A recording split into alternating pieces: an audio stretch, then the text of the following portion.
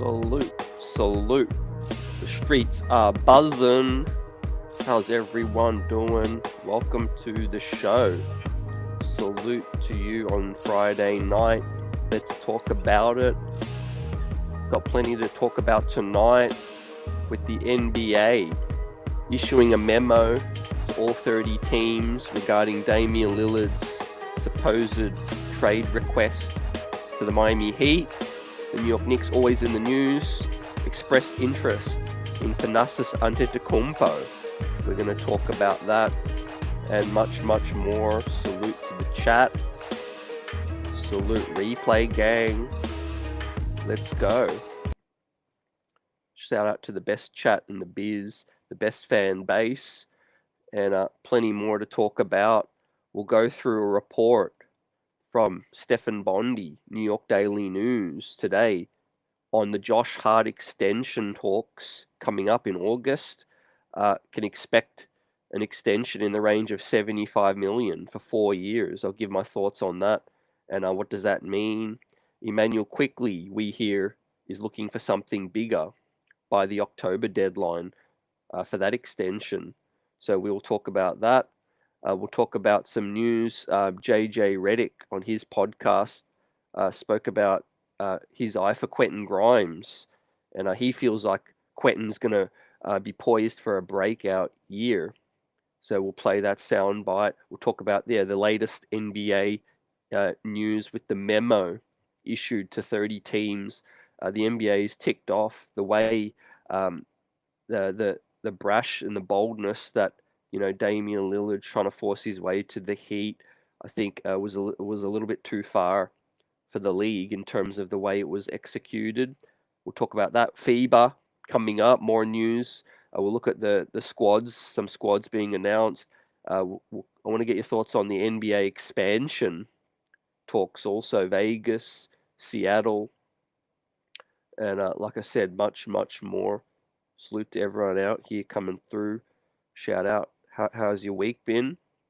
Obviously the report that the Knicks expressed interest in Thanasis Antetokounmpo.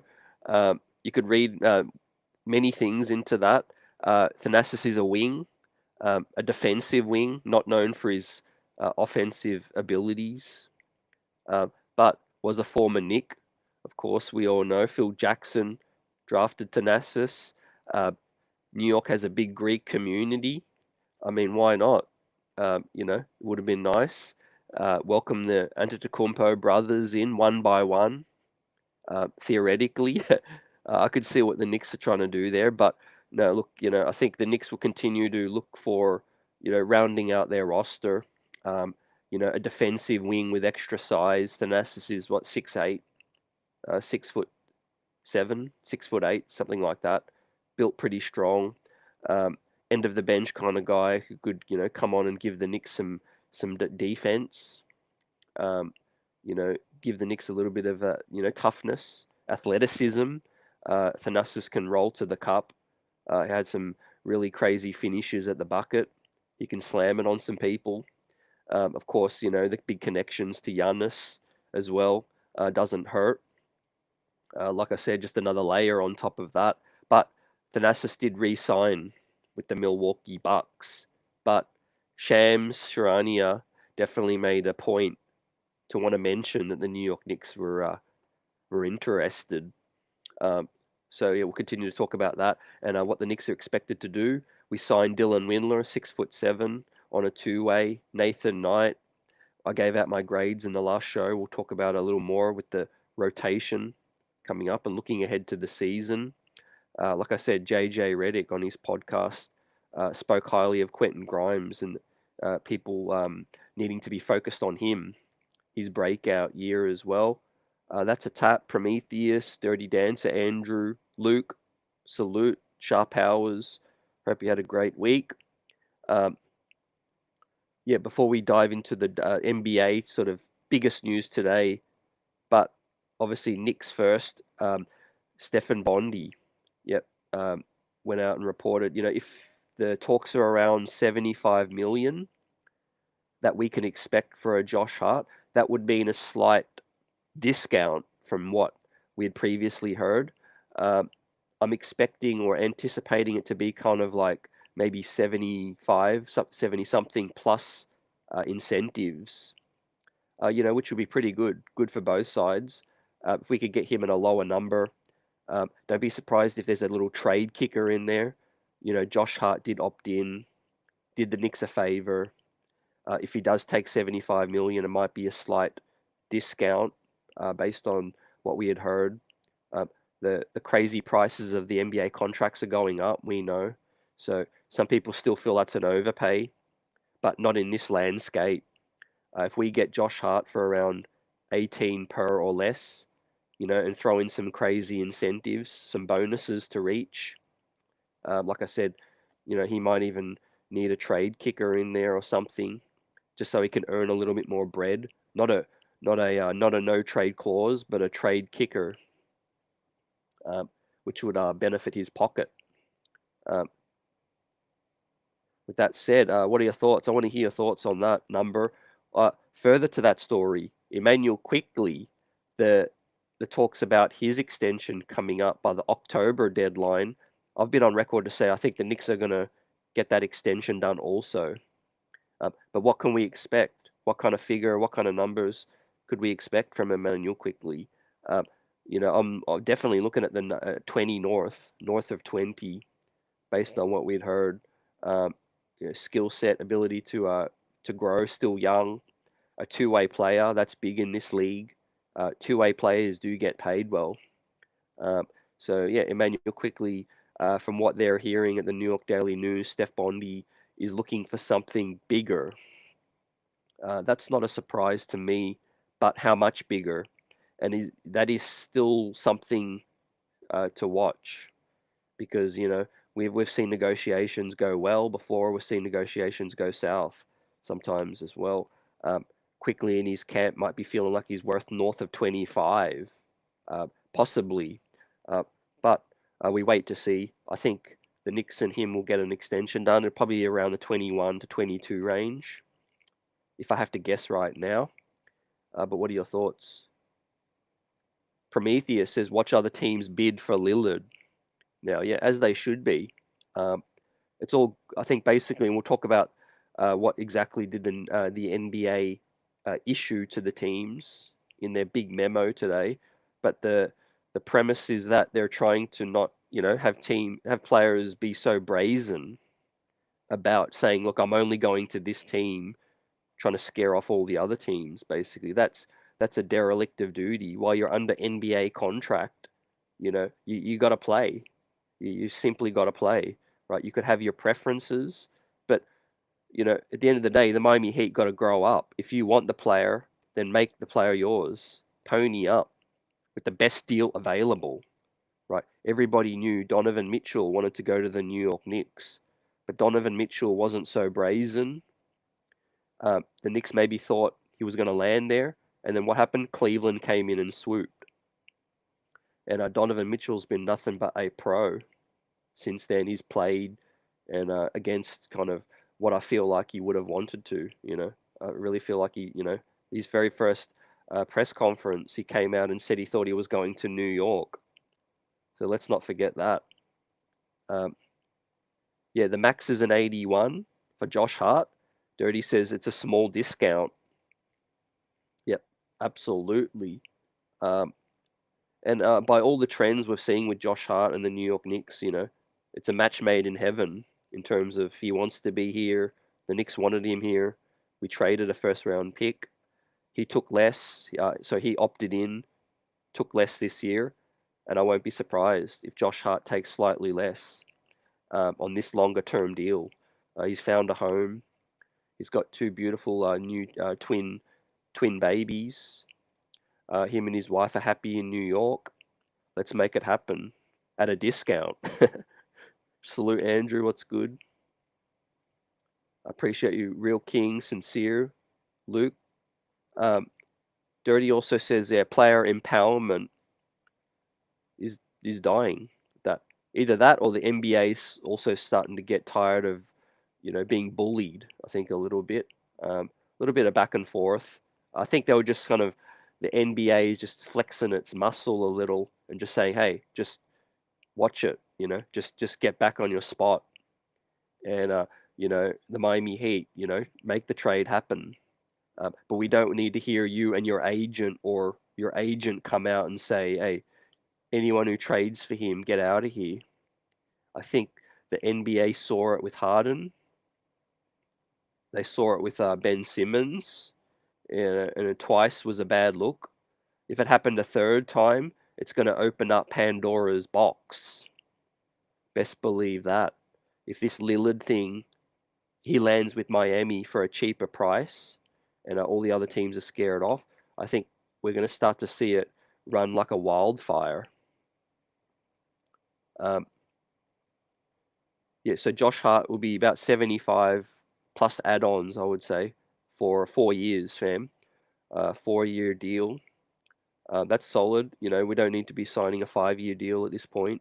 He might want to re-up again anyway, so I don't know if he would want a 5th year. But 75, possibly some bonuses in there, possibly a trade kicker. Most people were expecting it to be around the 80 for 4 years. 80, 81, 82 is the max. So if it is 75, it's slightly less, but possibly for those bonuses. Fam. Yeah, we've got a bumper weekend, big task, with the biggest question of the night, Terrence T. Crawford or Errol Spence, man. Hey, I'm going to tell you who wins. The fans win. Let's hope. Let's hope the fans win. We don't get no robbery. We don't get no judge's decision. It's a tight fight. I'm going to call it tight. But I think Crawford, if I had to pick one, I'm going to go with Crawford on this one. But let's hope the fans are the winners, man. I think boxing needs it. Probably the biggest. It's a generational fight. It's something we'll talk about for a long time. Brick salute. What's good? Not gonna lie, these player salaries, they're tearing my fandom for the game away. Man.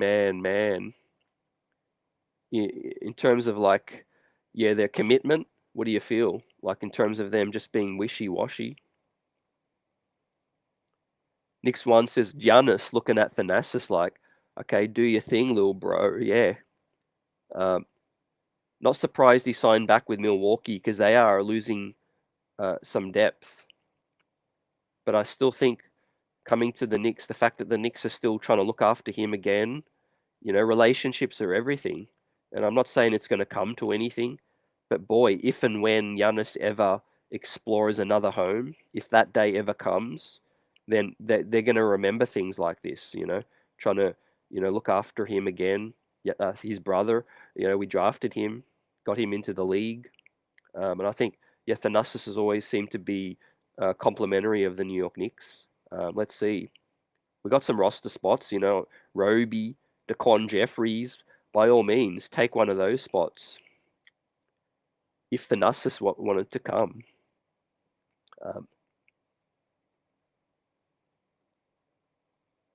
I agree with this too. No problem with guys saying they would like to play for contenders, or a better situation. But being too defined is the issue, I think. All Dame and his agent had to say is, hey, Dame has decided that he can no longer win with the Blazers. We would like to be in a winning situation.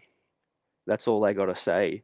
And the leave the reporting and all that, the rumors to lead him to the Heat.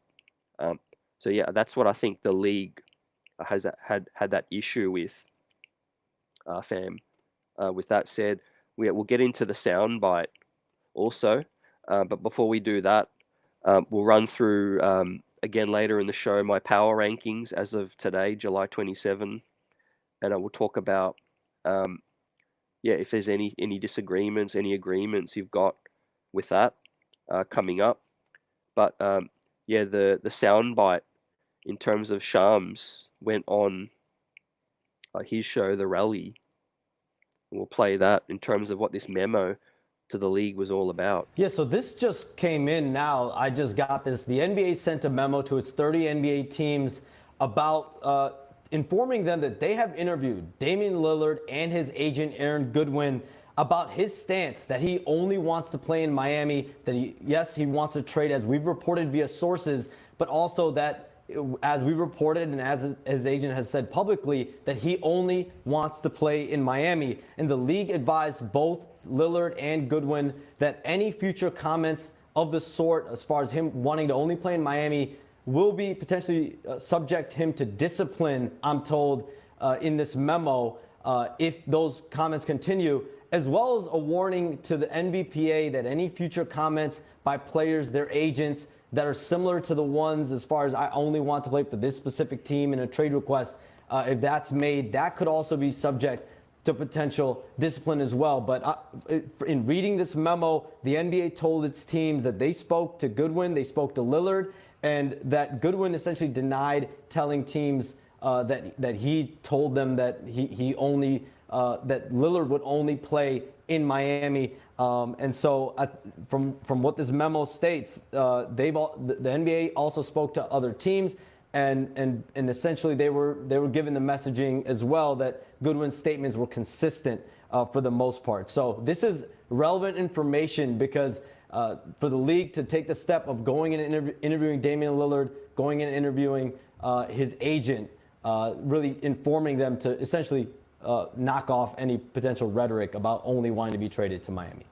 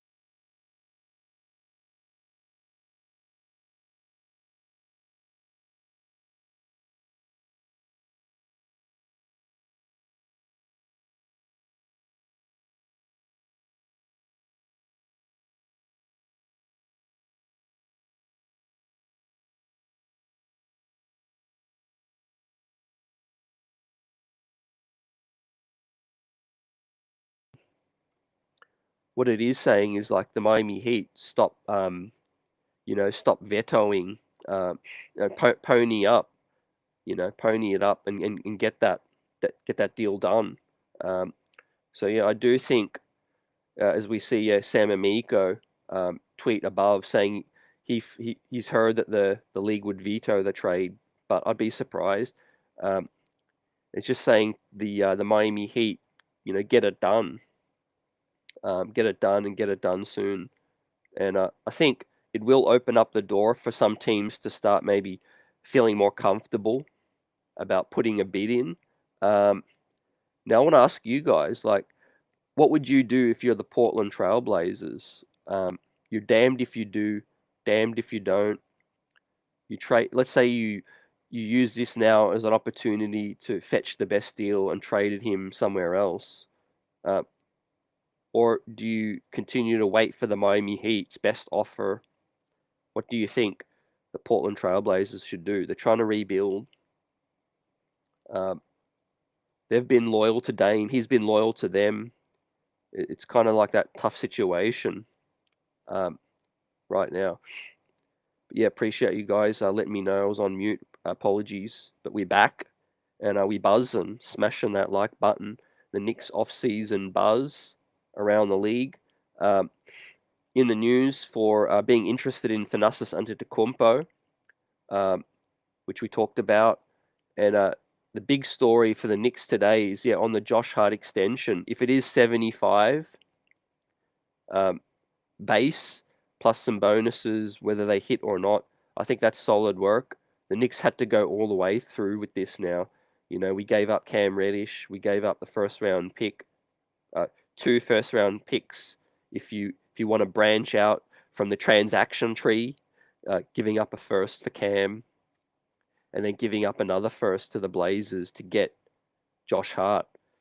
Josh Hart was also a signal of the reason we didn't have a draft pick this year as well. He's only 28 years old, in his prime, balled out, helped the Knicks out tremendously. So that is something that is good business for the Knicks to get that done. We know possibly a consolidation trade is coming, and in terms of our depth, a multi-positional, multi-versatile player like Josh Hart helps the Knicks in many ways. There was some misuse in the playoffs from Tibbs in terms of taking minutes over Quentin Grimes. So that was a big thing. In terms of, I don't feel like he should have played over Quentin Grimes at specific moments. But we all know what happened with that. Now, speaking of Quentin Grimes, right? I mentioned a pod with JJ Redick. Let's hear from him. Got one more for you. Let's assume Knicks don't make a trade, right? Yeah. The guy that could potentially give them another 5 wins in the regular season and really, really help them in the playoffs. I think, as much as people talk about Quickly's awesome. Quentin Grimes. Yeah, it was Some great. improvement offensively, some improvement with consistency shooting the basketball.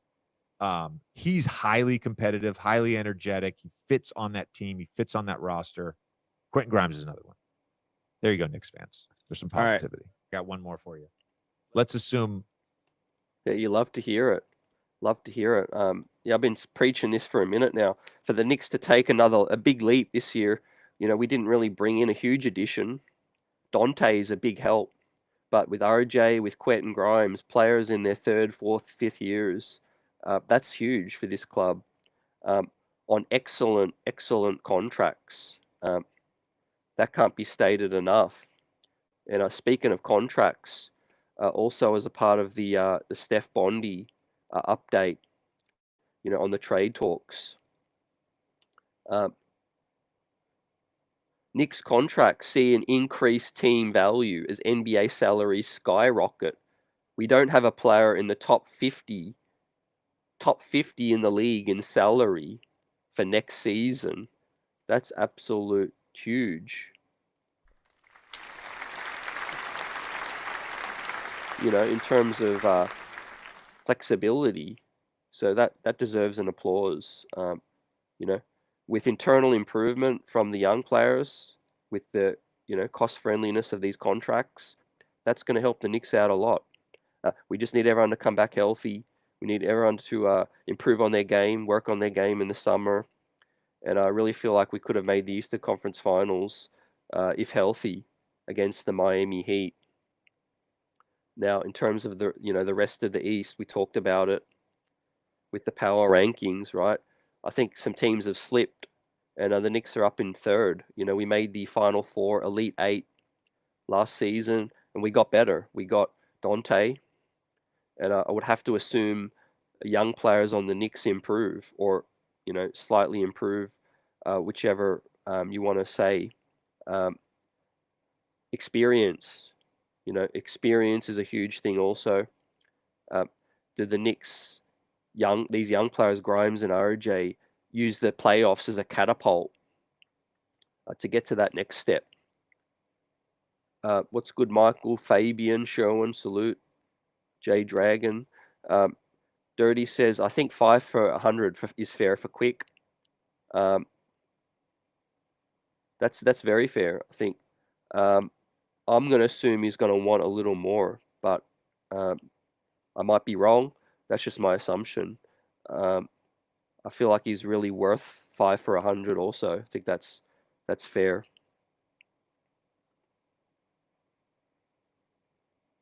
Michael says Giannis locked. Embiid is not going nowhere. Dame Lillard is going back to Portland. That's a real possibility, I feel now. I really feel like Michael, Dame, I think they might be dragging it out in hopes that Dame, can really realize that, hey, I want to be a one-team player. Let's just get this thing, continuing along and try to win in Portland. Good for his name brand, good for all of that. But I think it's all up to the Heat and this crazy 3-team deal. They have to find a team that can take Tyler Hero. And of course, the Portland Trailblazers want a boatload of picks. Miami are reluctant to give up everything, including Caleb Martin as well, which is kind of crazy. If you're trading for Dame, you just got to go all in now. I mean, he's 33. You got to do it. OG's a great fit. I agree, but I don't think he's available at this point. But at the trade deadline, I think things could definitely open up, which is another reason, the Knicks should stay patient for right now. As Steph's saying, it's great. We're solid in terms of the contract situation now. Not a player in the top 50 in salaries, yet we could potentially be a top 4 team in the East once again. Coaching is the big factor as well, as Tibbs learned a lot from last season, hopefully, especially in the playoffs. Yet we wait for the Fournier move. Talks about FIBA. He's in the France camp, getting ready to have a big tourney. Let's hope Evan can ball out, and we can get that trade done. Otherwise, I don't think the Knicks seem to be worried about the disgruntledness in terms of him coming in, but I still think they're trying to find a home for him. But yeah, the Knicks are set to improve. I got us 3rd in the power rankings, and I think that's because a lot of teams are in flux or have fallen now. The Heat lost Strauss, Vincent. They might lose Martin. And Philly lost Shake Milton. They lost Georges Niang. They might lose James Harden for just role players. Talks that the Clippers are hesitant, giving up too much, which is fair enough. Harden's an older player now. But if you're Philly, I don't see how you could be really happy with what's coming back. But yeah, in terms of the Josh Hart and the Quickly extension, right? I expect both to get done. So Josh Hart will get done by the sounds of it. Bondi's reporting around the 75 milli range, plus I would assume some extra incentives. The Hart situation has to be seen through because he's given, the Knicks, he's opted in. So we can expect that relationship to continue. Josh Hart brings that versatility, a closer as well. The New York Knicks were one of the best teams in the league when the Knicks made that Hart trade. Just like the Derrick Rose trade 2 years earlier, he really, really helped set us up. Not a lot said about Josh Hart's earlier playoff performance too against Cleveland. Let's not forget he hit the big game winner in game 1 against Cleveland. Don't forget about that as well. I see some people, a bit underwhelmed with how the playoffs finished for Josh Hart. Also, Tom Thibodeau's the fact that he's in love with Josh Hart. Let's keep it a buck. He's a quintessential Tibbs guy, and look at the worst. At least we're rocking with Tibbs guys now because we're paying guys now. It's no point being counteractive to what Tom Thibodeau wants to do, but looks like we're going to see it through. But yeah, I just wanted to highlight that, Josh Hart did have some excellent playoff moments as well as a crazy second half of the season, a crazy good second half of the season, right? A guard who averages 7-8 rebounds. Dylan Windler is an exceptional rebounder as well. Quickly's great rebounder. Quentin Grimes and RJ Barrett are great rebounders for guards as well. So that's another reason why I don't think we're sweating the backup power forward situation. But it really does make sense why the New York Knicks were interested in Thanasis Antetokounmpo. He is a guy who can actually play some backup for us. So yeah, I really think that's something. Another reason why they were looking at Thanasis. And we'll talk about it more throughout the show. But salute John, salute to the chat, replay gang. The streets are buzzing, smashing that like button. Heck, and the Morning Brew crew, Pete, appreciate you. What's good, fam? Check them out. Ron, still Knicks fans in the house. Check them out. Doing great work. The Knicks community's amazing. The best out there. Hulu, what's good? Appreciate you. How's your week been, Mega? Yeah, we'll talk about the minutes distribution, Dirty. But with that said, yeah, I wanted to then get this video up on screen as well about Thanasis.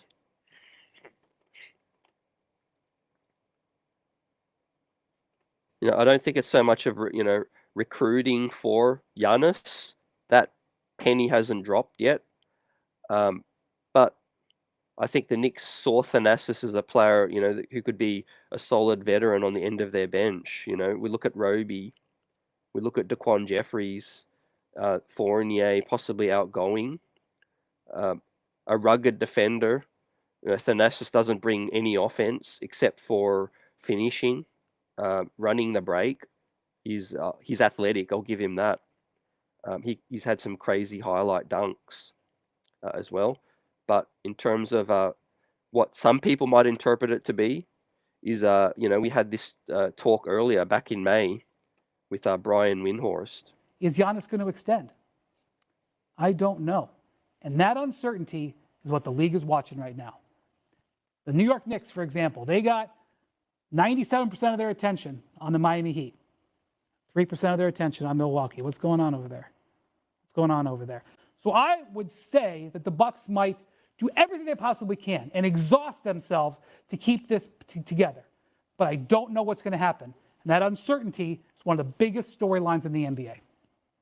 I was waiting for you to bring up my New York Knicks because you see, oh man, Steven. After, not this summer, but as of next summer, Big Perk, you've been recruiting Dame, New York Knicks are in a position well. Give us your thoughts on that. $60 million off of their cap.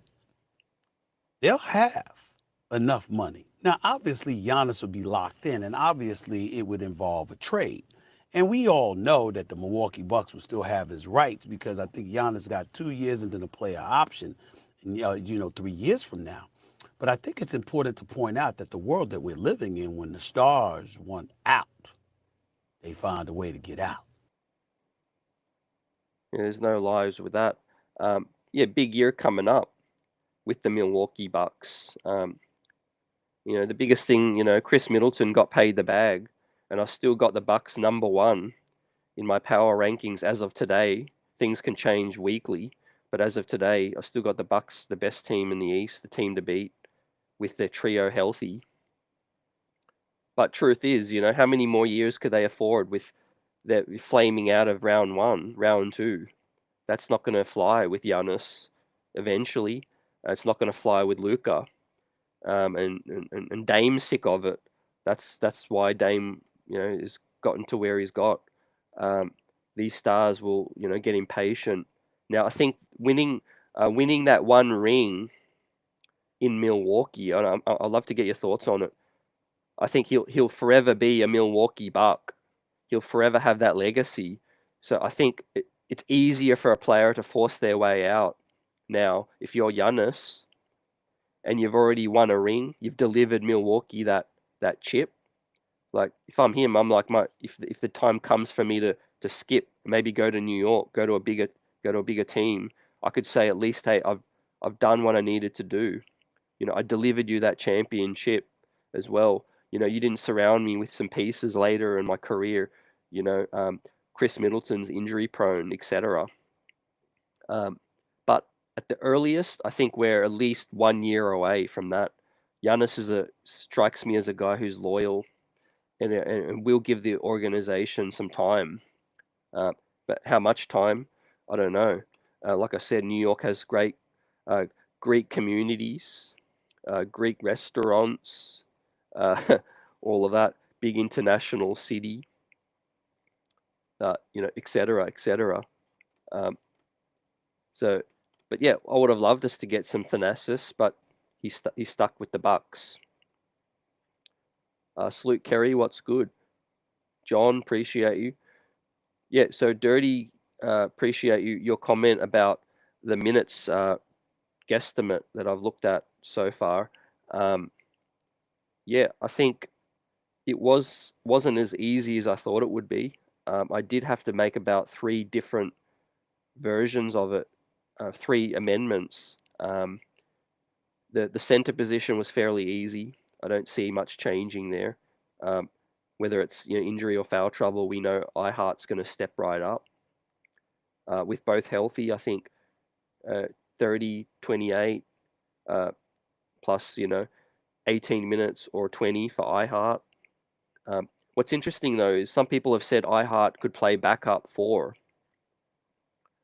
I can't see that as being the top 3 options. If there's a case of crazy injuries, yeah.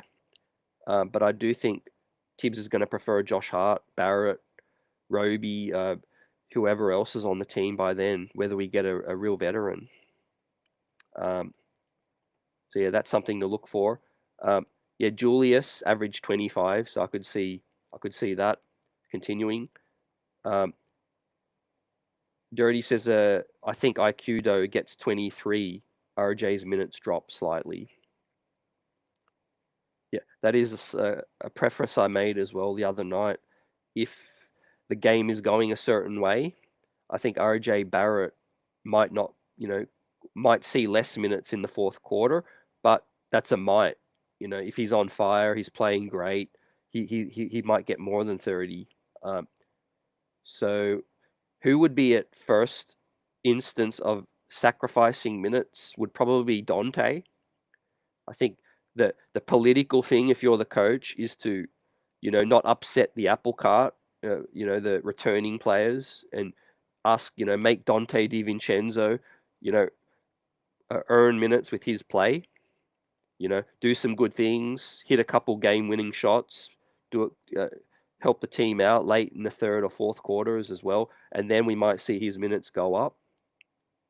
But I don't think, if I'm the coach, I can't strip IQ of minutes immediately. I can't strip RJ of minutes immediately. That's going to upset some people. I could see that. Whereas, you know, you're the new face, you could be like, okay, here's this new guy in, let him integrate, let him, you know, find his way with the team, earn respect, all of those things. Yeah, and I do think that's a situation that we might see. Another guy who might lose minutes I could see is Quentin Grimes. You know, I think it's all play dependent. I think if Quentin Grimes is playing extremely well, he gets to 28, 30 minutes. But if Dante DiVincenzo comes out guns a blazing, RJ Barrett's guns a blazing, and might shuffle to the 2, I could see him trying to squeeze Hart in more minutes. 24 minutes for Josh Hart. I'm still going to be surprised if I see it. I can't see him getting any more minutes based on the calculations. Remember, 9 guys got to equal to 240 minutes with 5 guys on the court. So there's not a single minute more on the screen without stripping somebody of any minutes. I tell you, it's going to be a crunch. It really, really is going to be tight. I'd love us to get that stretch 5 still. Does Isaiah Hartenstein practice his 3 balls a lot more and, maybe get out into the corners, do what Taj Gibson used to do for the Knicks? That would be great. I do think the Knicks could benefit from more floor spacing. We could benefit from different lineups too. Maybe Julius at the 5, RJ at the 4, DiVincenzo, Grimes, and Brunson as well. And look, you got to be willing to sit Josh Hart too. If offense is what we need, Josh Hart's not known for offense over DiVincenzo, Barrett, and Grimes. So Tom Thibodeau, my biggest critique of him in the Miami series was knowing when to pull the plug on Josh Hart. You know, a lot of coaches do rock with their guys. Stay loyal to the player that helped you either get in the game or get ahead in the game. But you got to know when to pull the plug on that also, and what the game needs. Late in the games, Josh Hart was passing up some open looks. I keep replaying that last play in my head over and over as to why Jalen Brunson didn't pass the ball to a wide open Josh Hart. You could see, he thought about it for a second, but he decided, no, Josh Hart's been passing up too many looks. I need to win this game myself. And then the rest is history. If Quentin Grimes was in that position, again, let's hope he's ready to drill it. And a big year ahead for Quentin Grimes, like we said. And exactly like JJ Redick spoke on as well. Bleacher Report recently released the top 3 Knicks young players. I want you guys to let me know who do you think are the top 3 young players in terms of value with us. But it's great to see, the fraternity around the NBA is very high on Quentin Grimes, that two-way player. Gave us probably the play of the playoffs in terms of stopping Jimmy Butler to help us get that one win. more for you. Let's assume Knicks don't make a trade, right? Yeah. The guy that could potentially give them another 5 wins in the regular season and really help them in the playoffs. 5's no joke. I think as much as people talk about Quickly's awesome. Quentin Grimes. Yeah, it was some great. improvement offensively, some improvement with consistency shooting the basketball. He's highly competitive, highly energetic. He fits on that team. He fits on that roster. Quentin Grimes is another one. There you go, Knicks fans. There's some All right. positivity. Yeah, awesome. Keep saying it, but if Quentin Grimes was 6'7", that's our wing solution, like sorted. Unfortunately, he's our 2 guard. He's a shooting guard through and through. He's no wing, but if he was 6'7", he'd be that wing for us. OG Anunoby, what are Toronto doing? Beats me, but their asking price is extremely high. They know an OG Anunoby is a player that every single team in the league wants. So I could understand why Masai Ujiri is reluctant to part with an OG as well. He's only gonna move OG if he gets back that huge package that he feels is worth that. It's a little outlandish. OG is great, but he's not a star at this point. He's an excellent starter, a complementary piece to a championship team. Now, how much is the team willing to give up for that? I mean, couple first-round picks and another good young player. That has to be borderline. The max any team should still give up, right? Again, you're talking about a player that's good in a starting unit, complementary championship player, but not a star. Could OG become a star? I think there's limitations with shot creation, but if he continues to shoot like 40% lockdown, he could be like borderline. He could be borderline. Yeah, Kerry, they want way too much. Also, I don't really believe Toronto has decided what they want to do.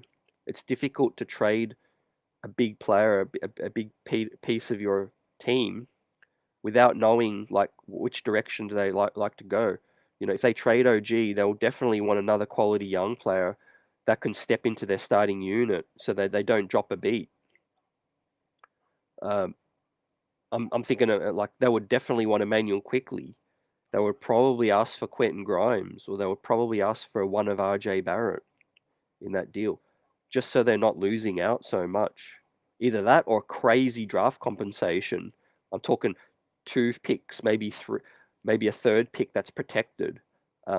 That's what I'm assuming because no deal's getting done.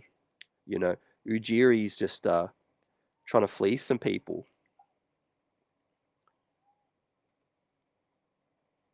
Sincere says value IQ on a sign and trade. Grimes has 1 more year. RJ needs more production. Yeah, RJ's playoff performance did raise some eyebrows in terms of people hoping he can use that as that platform to become consistent to start the year. RJ Barrett has finished the seasons well, especially starting this season's going to be huge for the New York Knicks. For us to get 55 wins, 52 wins, I could see that happening with no other moves. But it's going to require RJ, Quentin Grimes, Quickly, um, and Brunson and Randall to continue to do what they do. But that's still a possibility. We bring in Josh Hart, a full season. We bring in DiVincenzo now, a player who could start for any injury, a capable starter. Knock on wood, no one gets injured, but if it happens, the Knicks are solid in terms of rotations. Right. You don't think Emmanuel Quickly is going to come in with that chip, right? He came second runner-up in 6-man. He believes he was the winner. Yeah, and Malcolm Brogdon fell by the wayside after that. Brogdon's hurt.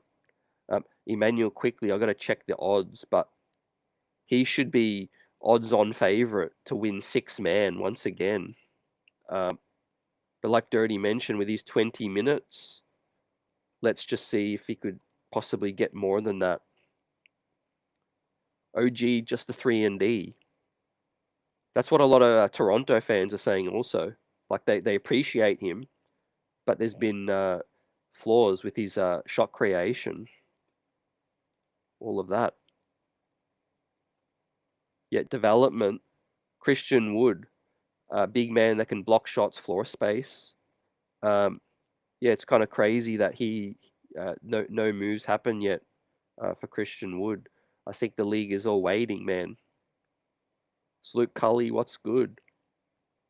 Salute. How many wins can you guys see us getting as we stay pat? If we don't make any other moves, could you guys see us get 50?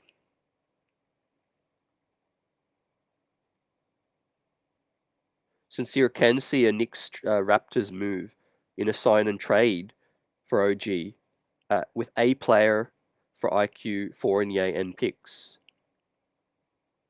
Yeah, and just talking to some Toronto guys, Quickly is the dude that a lot of them most covet in terms of, they lost Fred VanVleet. Quickly's on the verge of becoming a star and a potential starter on a team as well. If they're trying to fill a hole, I think Emmanuel Quickly does make a lot of sense for Toronto. With Toronto, Dirty says they could choose to tank. They lose their pick if it's 7+, and they ain't good anyways. Yeah, as of today, I don't have them in the top 10 power rankings. That might shock some people. I think Fred VanVleet is a huge loss.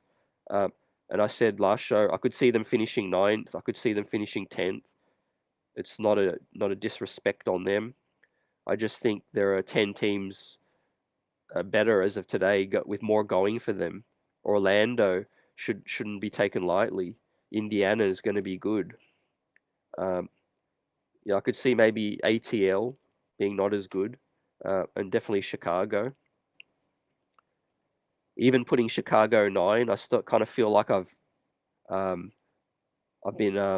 overrated them a little bit too much with 9 for Toronto. But like I kept saying, with Levine, DeRozan, Vucevic, I think with that core 3, if they're all healthy, they could still win 40 games easily. They could still win 40 games. Would I be shocked if Orlando is the team that jumps up to 8th or 7th? Won't be shocked at all.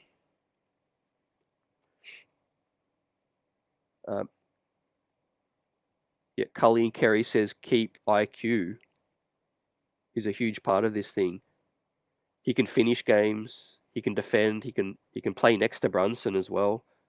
I'll be happy if Emmanuel Quickley stays a New York Knick, most definitely, or at least until the big fish asks out. Like if it is an Embiid, if it is Giannis Antetokounmpo, yeah, that is something that would have to happen. I think in terms of talks, but yeah, Quickley's been our best draft pick. Quickly and Grimes so far have been our best draft picks in a minute.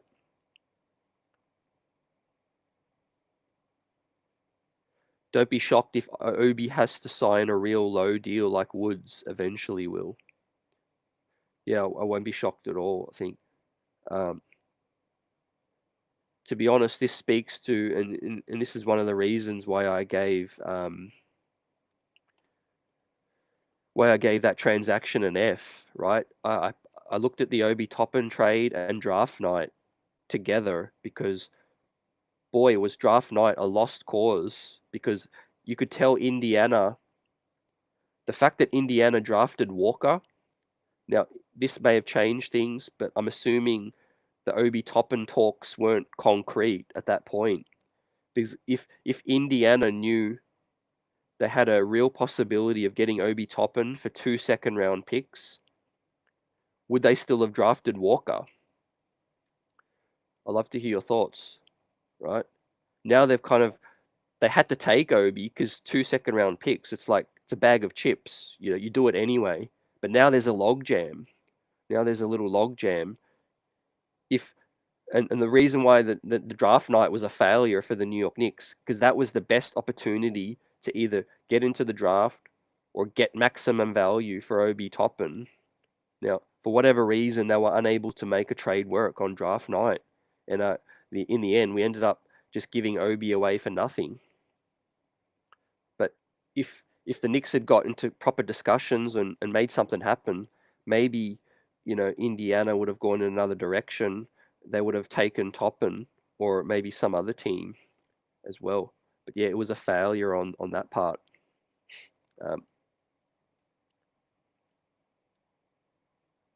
But yeah, the Knicks are coming in with the consistency, right? In terms of like us reaching the 50 wins and starting out well, all those things, right? We have so much going for us over some other teams. As I talked about, Philly's in flux, lost a lot of depth. The Harden thing, I think, is going to rob them of that second all-star, right? If they trade James Harden, one thing we know for sure, they're not bringing back a second all-star. So they're losing another star. You could talk about Trey Mann, you could talk about Mook Morris and Norm Powell. They're going to get some extra depth. But I think this James Harden thing is going to drag because Daryl Morey, he, like Harden tweeted out, got to get comfortable to get uncomfortable now. Yeah.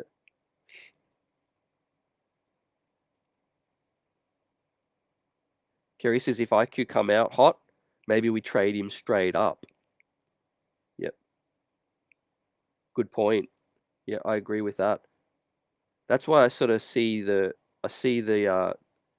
forest from the trees now, because the Knicks are running it back in many eyes, but what they're doing is they're ready to pounce still if that next trade is available. It's just not available right now. So we're running it into the season. what we can hope for is a hot start. People ball out. The Knicks get off in 10-0. Our young players look good, and then huge doors of opportunity open up for the New York Knicks to do whatever they like. Let's say Philly are bad. The rumors of Embiid starts to swirl. Like I said, with Giannis and the Bucks, OG and the Raptors get bad. Hell, Chicago might be forced to sell Zach LaVine for pennies as well. So yeah, by the New York Knicks waiting, I think more good of it can come than bad. The only bad is that we're not in championship contention yet. We're waiting for that next big guy. But the bad of waiting is just the fact that we're waiting. I don't think the Knicks are going to go backwards. I don't buy any regression from the New York Knicks. A lot of people are feeling like other teams have improved, but I don't feel like it's at the detriment of the New York Knicks. I think, in fact, we got slightly better in terms of, like I said, people don't want to rate consistency, but that's something you have to consider. Porzingis with Boston. Porzingis is an addition, but does that mean they're just going to gel immediately? Does that mean, Jaylen Brown, Jason Tatum, and Porzingis have never played a day in their life together? They're not going to come out with instant chemistry without a point guard. Marcus Smart's gone. Grant Williams is gone as well. Could the Knicks start better than the Boston Celtics? I could see that. Happening. So yeah, nothing's given. Every season has a mind of its own. But what we're coming into, the New York Knicks, we know what we got. We got some dudes who are familiar playing with one another, from the Villanova from last few seasons. The only thing that could be a real black mark is the Fournier thing. But I don't see Fournier coming in causing a fuss. I think he wants to get traded, but I don't think he's going to, cause too much of a fuss. I think the France thing was him just clearing his mind, getting it off his chest, to a French media person who was willing to listen. Yeah, is there any guys who you hope the Knicks can still get? We still got some spots to fill up, but I like our two-way additions. I think they're NBA ready. If there's injuries, if there's a consolidation trade, those guys can move up the pecking order, no problems. I do think Isaiah Roby, Daquan Jeffries, though, are in serious possibility of losing their spot.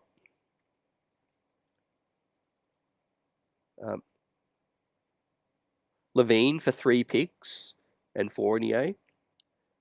Yeah, if a couple of the picks are protected as well, that would be good.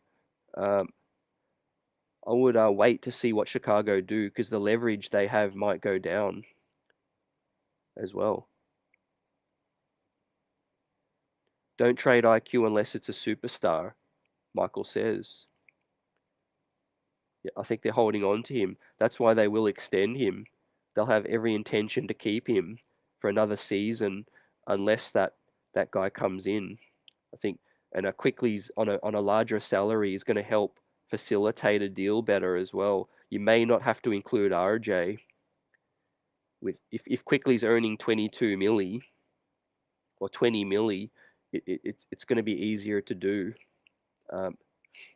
But paying a bench player 20 plus million for so long is going to be something that will weigh on us. It will weigh on us eventually. As we just recap, the report from today for Steph Bondi of the Daily News on the Quickly HART extension talks. So the Josh HART extension has to be done, I think, in August. Looking at the range now, 4 years, 75 mil. That has me feeling a little better in terms of him giving the Knicks another discount. Possibly, we have to wait and see. But yeah, Josh Hart for 4 years sounds like it's a done deal. Also, another reason why it could be considered a done deal already is because where is Josh Hart right now? He's getting ready to play for Team USA. He's getting ready to pair up with his buddy Jalen Brunson and his Villanova buddy Mikal Bridges, and he's coming for that gold medal. So, with the blessing of the organization, if Josh Hart had that contract injury cloud under him, would he be willing to go into FIBA? Less likely. So, yeah, Josh Hart coming in with that confidence that contract's going to be done with his agent, and are looking like 75 milli, maybe with some bonuses involved, incentives. But the Emmanuel Quickley one, to me, is the more fascinating one. To me, a lot of people felt that the Hart thing was a done deal, but Emmanuel Quickley, his camp, right? He's talked about it most recently. He believes he's a starter in the league, and damn did he show he was in terms of the numbers. Emmanuel Quickley was balling out, averaging like 19 a game, filling in for JB. So I do think Emmanuel is, in his right to, look at these contracts around the league and say, I'm worth 20 plus at least. Now, if the Knicks can facilitate a trade before then, things might be a little easier with Quickley earning such a low salary right now. Could that be a catalyst for a team like Toronto to come in and say and kickstart negotiations, knowing full well that we're about to extend Quickley? It all comes down to, if we're extending a player, are we extending them with the intention of keeping them long term? Or are we looking at extending them with a possibility of finding the best home for them and the best return? But you simply can't upset the apple cart, I think, and you have to just extend Quickley by October. If no trade eventuates, then absolutely extend him. Don't have that coming into the season with any concerns there, I think. And hopefully it's somewhere around the 18, 20, 21 range. I think would be pretty solid. We still got Kelly Oubre, we got JaMychal Green, we got so many players available out here. The whole league's on pause, and I think that's what's ticked off the NBA a little bit as well. If we're keeping it a buck, fam, as the NBA sent out a memo today regarding this to all 30 teams, I think some owners were ticked off as well. GMs ticked off. The entire NBA is stuck right now because of two players that are forcing their way out via trade, holding the league ransom right now. Wins and losses, Fabian got us winning 54 plus if everyone can stay healthy. Yeah, salute to that.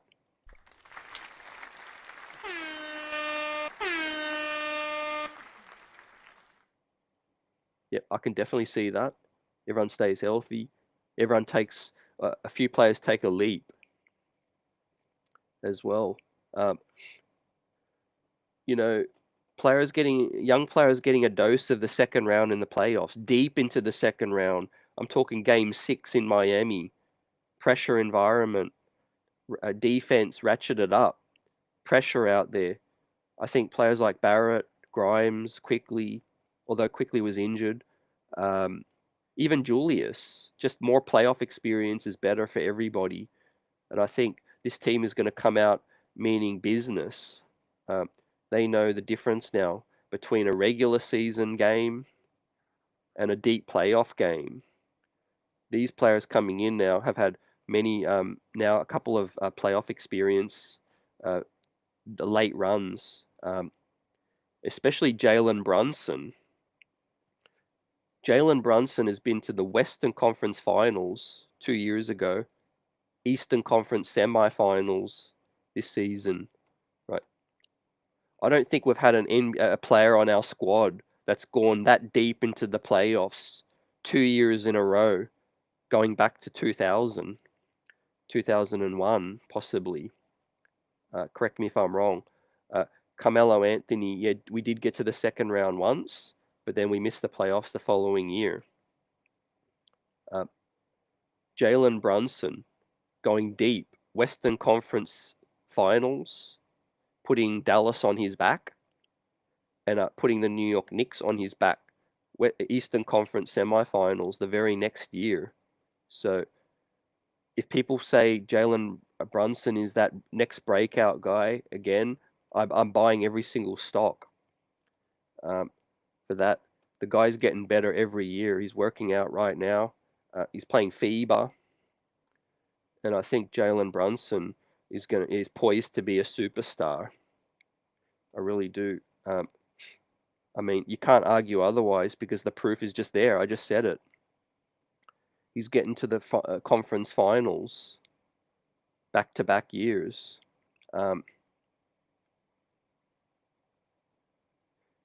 Yeah, I want to hear your thoughts on the Nate Knight, Dylan Windler signings as well. Two guys that have more NBA experience, but their skill sets complement what we need, which is big time.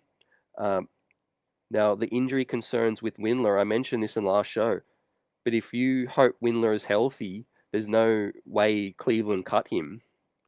So we needed that little bit of luck.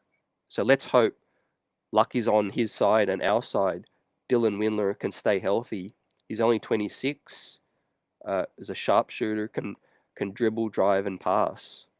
And also, he's unselfish, and he's an excellent rebounder. He's got 6'11" span,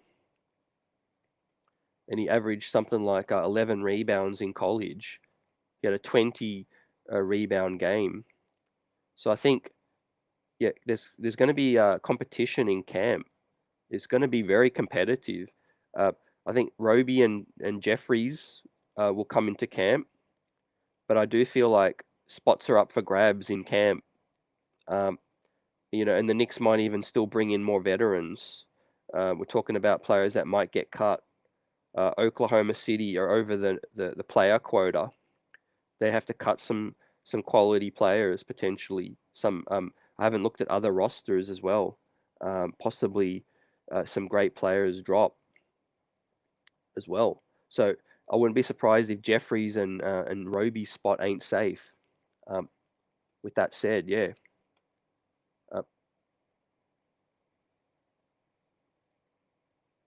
Yep. So yeah, the Knicks are doing solid business, a frugal business.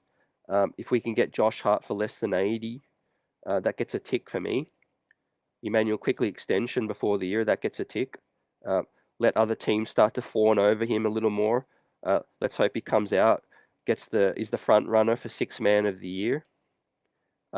Maybe even adds a few moves to his game. Imagine that. Imagine if Quickley adds a little bit of shot creation, crossover move, tightens his handles, does a little bit of that. He's ready. He's motivated, I feel. Yeah, it is amazing how close we were to the Eastern Conference Finals with so many guys having their butterflies, the injuries, all of that. Yep. And the regular season standings didn't lie. We were the more consistent team than Miami. We just were unfortunately inconsistent in the playoffs too. But yeah, how close were we? We were plays away. We came within a few plays. Like I said, Jalen Brunson passes the ball, let's say to Hart or it's Grimes, and he hits the shot. We could be looking at a game 7. Deuce McBride, another year ready. Maybe in that moment in the second quarter when the Knicks had that 14-point lead, maybe Deuce McBride is more capable of running the offense late in the game as well. But yeah, all learning lessons. I've come to grips with the fact that we weren't going to win the championship anyway. Would it have been great to go one more round and get MSG pumping and buzzing? with a chance to possibly beat Boston, definitely. But sometimes that hurt does fuel the players as well. But Julius Randle has had surgery. Julius is rehabbing and looking clean. Got a new haircut. He's ready to be All NBA again.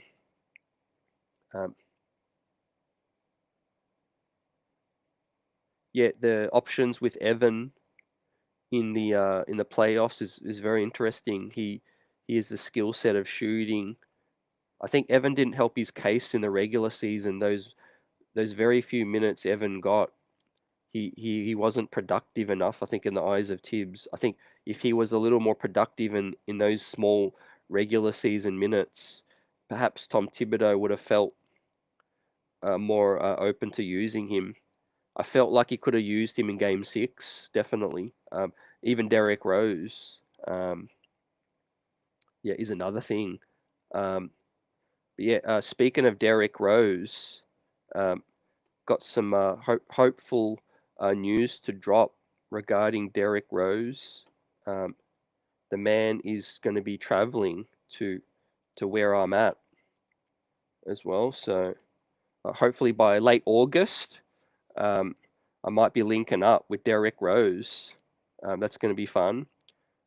He's out here doing some camps and doing some events in my area. So stay tuned. But yeah, Derrick Rose goes to Miami, brings some veteran leadership.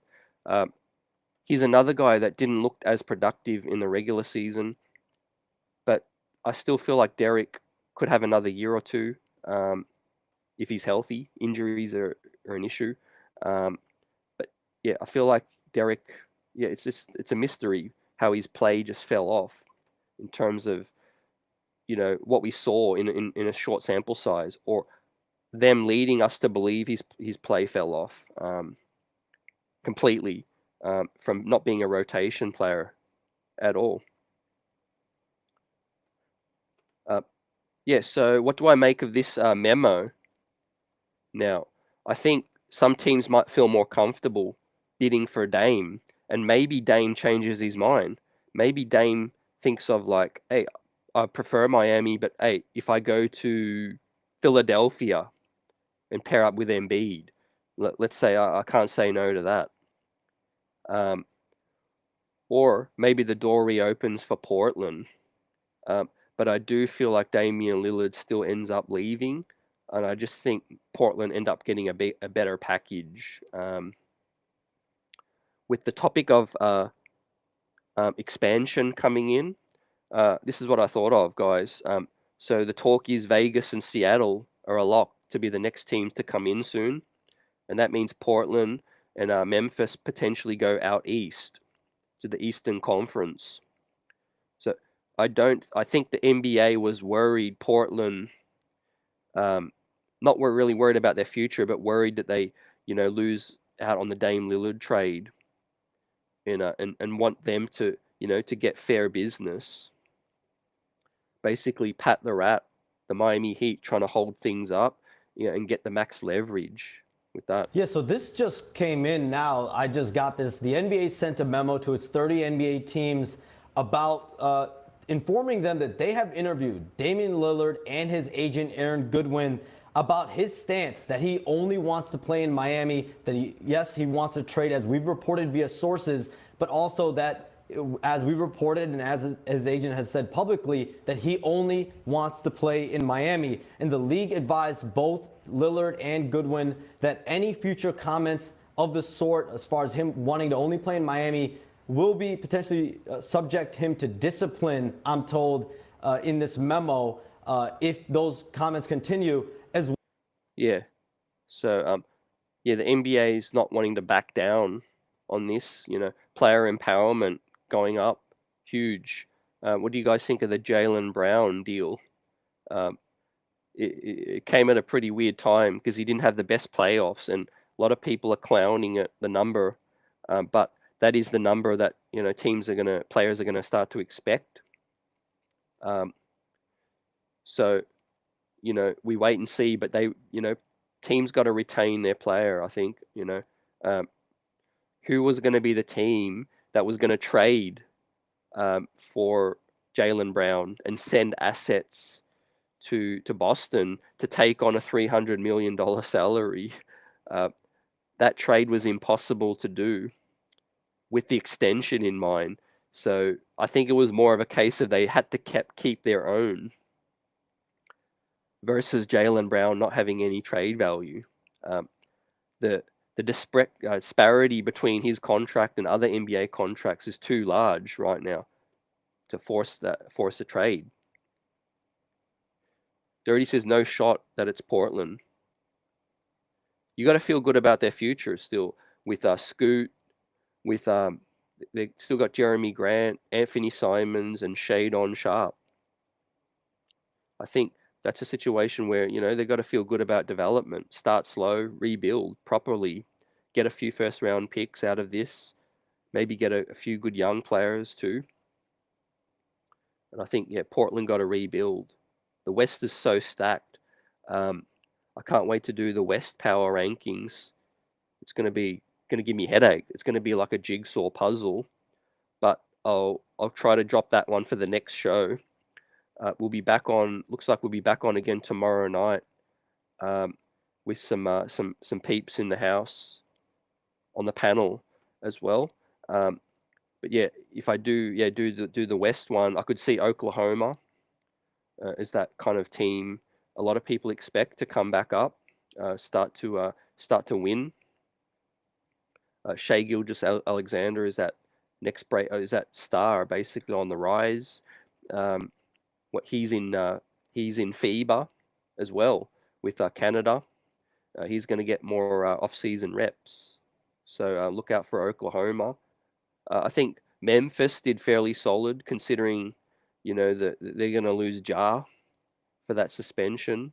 But to bring in Marcus Smart, giving up 2 first-round picks though, was questionable. But they needed that leadership. Derrick Rose, Marcus Smart in that locker room. They obviously lost Dylan Brooks. Goes over to Houston, Texas. Going to help out their young team. So, yeah, I could see Memphis dropping a bit. You play 20-something games without Ja Morant. How much was the suspension again? Remind me. I think it was 25 games. Yeah, that's quarter of the season still. So the West is going to be crazy. The Warriors bring in CP3. I'm not willing to buy into the fact that CP3 is going to really move them up a notch, but they lost Jordan Poole, so he's solid replacement off the bench. I mean, the Denver Nuggets can't go past them.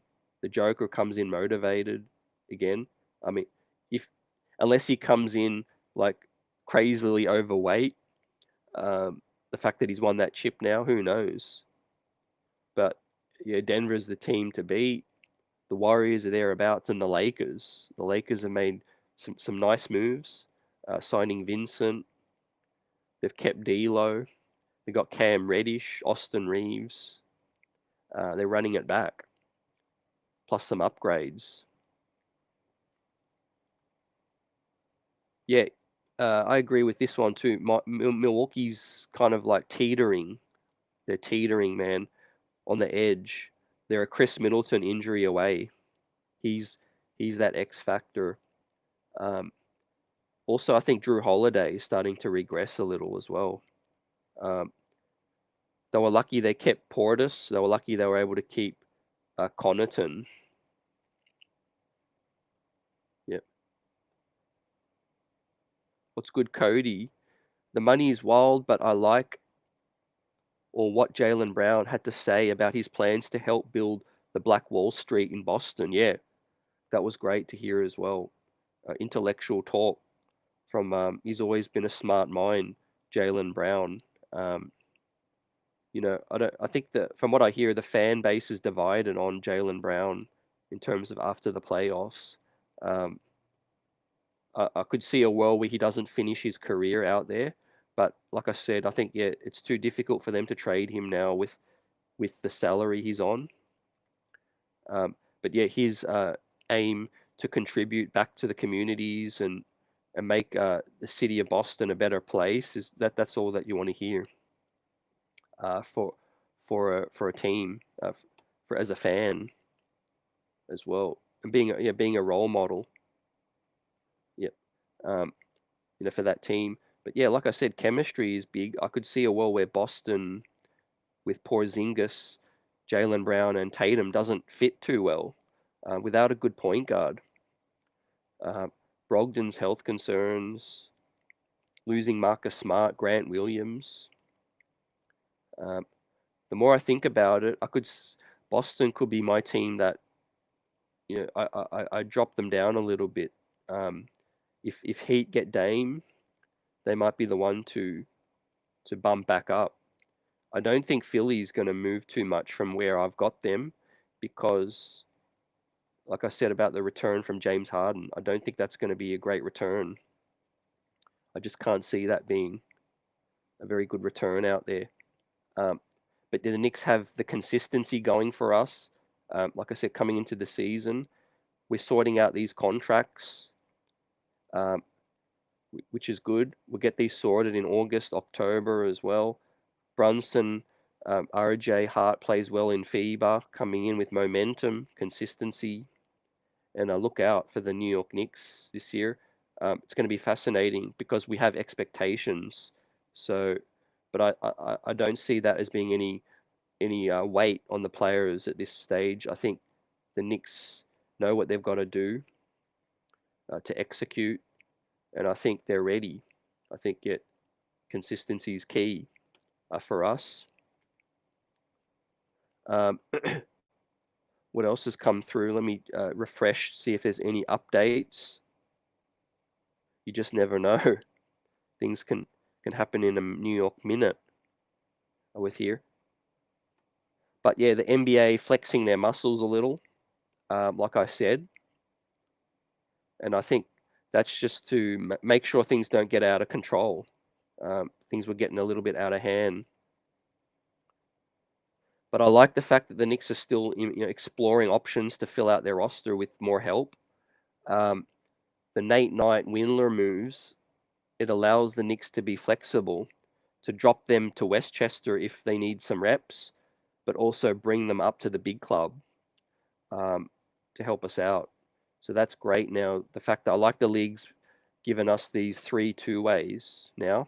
We can have one for Jalen Martin, 19-year-old guy that's maybe 2 years away from being 2 years away. And then 2 other guys that are more ready. Now, Evan Fournier, right? It's difficult to make that trade now. We're in the dog days of the summer. I think the good thing is that he's about to play some basketball so that other people can see. A lot of eyes are going to be on the FIBA tournament. A lot of executives out there. A lot of media coverage. He's going to be a big piece of the France team, probably starting, maybe next to Frank Ntilikina. And he's going to have an opportunity to shoot a lot, handle the ball a lot, and show that he can still play. So that might help facilitate something happen faster. Let's hope. But yeah, the Jeffries and the Roby moves are something that I could see happen. Tom Thibodeau loves veterans. If I'm thinking about Leon and Tom Tibbs and the fact that we're trying to go to the 3rd round, the 4th round, the finals, the fact that we've got Windler and Nate Knight as insurance development guys, is there a need for Isaiah Roby, Daquan Jeffries versus Jermichael Green, Dylan Gorgie Jang, Derek Jones, Taj Gibson, maybe another guy that gets cut. Maybe Kelly Oubre takes the minimum if money dries up. The exception. Anything can happen. But I think Roby and Jeffries come into camp. But I think if we sign a veteran, I think those guys could be cut. Could be cut still. So it's all about competing. It's all about contention. the New York Knicks are going all in. Yep. Yeah, great point. We beat Denver twice. We won the season series against Boston. We won the season series against the Heat. And I think we split the season series against Philly. We're better than Philly now. Yep. I like your optimism, man. RJ and Randall make half their shots. We're champs. That Denver matchup might be tricky, but the New York Knicks are there. You know, we're growing. It's amazing how that addition of Jalen Brunson has really. You sign a number 2 guy, a 1B, number 2 guy, and it elevates your franchise immediately. How many teams in the league have a player that played Western Conference Finals and then Eastern Conference Semifinals the next year as well? So yeah, experience has been great for us, and I think versatility is going to be good with Dante DiVincenzo. The passing game, the dribbling, the ability to play make, handle the rock, stretch the floor out, and man, can he stretch it? He's a deep 3-point specialist, a shooter as well. But yeah, the Knicks had interest in Thanasis, the brother of Giannis. He's a 6'8" combo forward, so he would have really fit a really good need as a rebounder, rim runner. Maybe they were looking to what Obi provided and thought maybe a Thanasis could help, fill a little bit of that void. But the Knicks were unable to sign him. He's back home in Milwaukee. But to me, I look at that as a signal that the New York Knicks are open to making some additions still and switching things up. Yeah, Isaiah Roby is 100% better than Jeffries. Yeah, agree. Especially when he's healthy. I see a lot of people evaluate Roby's summer league and think they're not impressed. From what I've heard, is he's rehabbing from an injury and he had surgery earlier. So I'm not using summer league as any indication. I'm willing to run training camp and see what Isaiah Roby is. See what he can do. Because yeah, you put up 30 and 26 points in the league, and you've got some talent. You've definitely got some talent, and he has the ability to stretch the floor as well. So that's great news. So yeah, we've chopped up JJ Redick's comments on Quentin Grimes, the Thanasis news, Josh Hart, quickly extensions.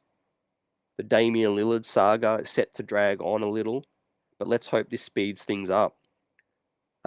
With the FIBA tournament coming up, like I said, it's only good things. We got Barrett, we got Hart, Brunson. Also, we got a couple of squad announcements. We got Puerto Rico coming through with a very good squad. Let me get this one up on screen.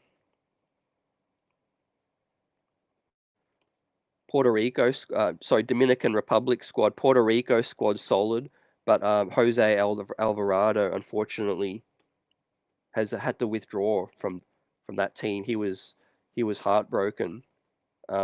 But Dominican Republic coming in with a former Knick, John Montero, Al Horford, Karl Anthony Towns, Chris Duarte, and other local players as well. They're going to be solid. It's good to see Cat commit to the FIBA World Cup and see what he can look like in this tournament. Chris Duarte, the Knicks were, linked to him earlier. Talked trades with Indiana. I think they would still have interest in the future if he develops. But yeah, Jean Montero was a player I hope that the Knicks kept as well. So yeah, we wait to see with FIBA hotting up, the Knicks playing summer ball. The Knicks community is doing some summer runs out on the Pro-Am circuit. So that's great. We'll probably see quickly. We also have Quentin Grimes, a part of the USA Select team as well. So shout out to the Knicks and Quentin for that great accomplishment as well. And I want to get your thoughts on, this expansion talk with the NBA expanding. Talks are there's a signed deal behind closed doors with LeBron James, unable to own a franchise because he's still active. But I really think LeBron was considering retiring for a split second, but then he decided not to retire. But I think when LBJ's done, he'll be one of the owners of the Vegas team. That's going to be insane. I think Seattle deserve a team. I think Vegas is going to be good for the league. Summer league is a hot success, and if you're a fan on the West Coast, you would love going to the Vegas squad, and being a visiting team, being a visiting fan. Yeah, the new Knicks for the Nova Core. Maybe we sign Archie Diacono, the other big mans as well. Yep. Chemistry, cohesion with the Villanova guys. They're bringing back that kind of 90s essence that the Knicks have, which was toughness, grittiness, winning mentality. Jalen Brunson just is all about business, gets to work. Same with Josh Hart. Also Mikal Bridges is coming up, really taking that next step in the league, which is great for him. The Knicks absolutely well poised. Here's a great stat for anyone that missed it. The Knicks don't have a player in the top 50 in the league in salary for next season, right? But yet we're having conversations about the Knicks being in the Eastern Conference Finals, Eastern Conference semifinals, but without a single player with a top 50 salary in the league. So that's some shrewd moves. That's some cap maneuvering as well. We're not yet a tax team. We're not a taxpayer at this point. That was the reason Josh Hart opted out. So we could get his $11 million on the books and then look after him later with this deal. Reportedly $75 million for the next 4. And it's also a great reflection of, the RJ Barrett deal, getting that RJ Barrett extension done earlier for that number. Of course, the Julius Randle and the Jalen Brunson numbers are excellent as well. The Quentin Grimes extension is going to look fascinating. That depends on how he looks, coming up, in his 3rd year. But yeah, the Quickly extension is going to hit also, and I expect that to be around the 20 mil. So, yeah,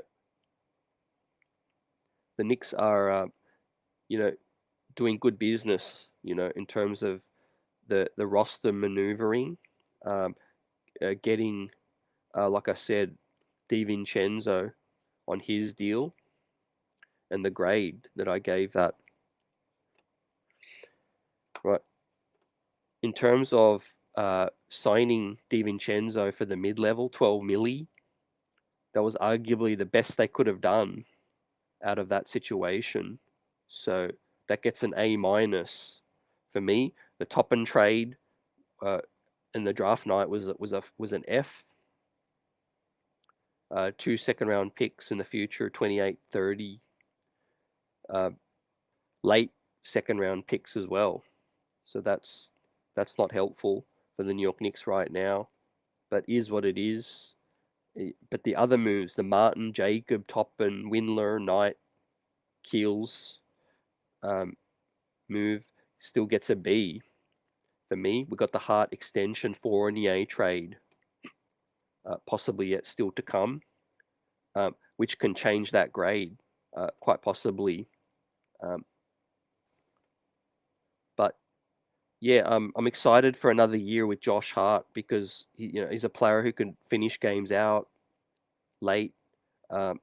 He defends, jumps in the passing lane. He runs the break. So if we run small ball, like I've got with this rotation, I don't think we're going to miss too much wins and losses with small ball. Now we know Tibbs loves his rebounding, so we wait to see. Might we see a familiar face, Taj, come back?